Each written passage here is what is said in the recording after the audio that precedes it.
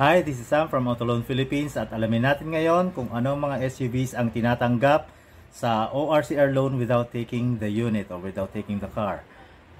For starters, kami po ay tumatanggap sa Autoloan Philippines ng 2008 year model to latest po. Gaya ng Nissan Terra, Ford Explorer o yung Everest o Expedition ninyo.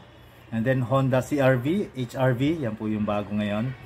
Toyota Fortuner, Mitsubishi Montero, Mazda CX series, yung mga CX-60, CX-7, CX-9, yan. Chevrolet Trailblazer, another Chevrolet SUVs.